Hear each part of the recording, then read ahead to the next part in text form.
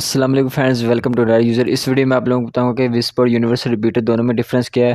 Normally हम लोग दो रूटर्स को आपस में कनेक्ट करने के लिए इनका यूज़ करते हैं। तो यहाँ पर जो मैं रूटर के पेज में आ चुका हूँ। तो यहाँ पर देखें मेरे पास यहाँ पे ऑप्शन है वायरलेस रिपीटिंग का।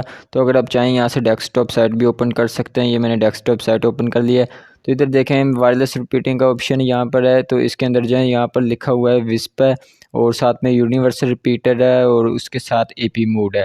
तो विस्प और यूनिवर्सल रिपीटर दोनों में डिफरेंस आप लोगों को बता दूं कि विस्प के साथ अगर आप अपने रूटर को दूसरे रूटर के साथ वायरलेसली कनेक्ट करना चाहते हैं तो इसके ऊपर मैंने ऑलरेडी एक वीडियो अपलोड की हुई है। ऊपर आई बटन के ऊपर क्लिक करें तो आपको जो है वाईफाई की प्लेलिस्ट में वो वीडियो मिल जाएगी। विस्प जो है इससे बनता है वायरलेस इंटरनेट सर्विस प्रोवाइडर। तो ये जो होता है ये पीछे जो सिग्नल आते हैं रूटर से उसको कैच करके और ख़ुद से एक नया नेटवर्क क्रिएट करके आगे सिग्नल देता है। जैसे कि इसका पासवर्ड भी डिफरेंट होता है, इसका अपना एक नेम होता है। जो यूनिवर्सल रिपीटर है ये as a WiFi extender work करता है। ये जैसे सिग्नल लेता है वैसे ही उसको इंक्रीज़ करके आगे फेंकता है। तो इन दोनों में इतना सा डिफरेंस है।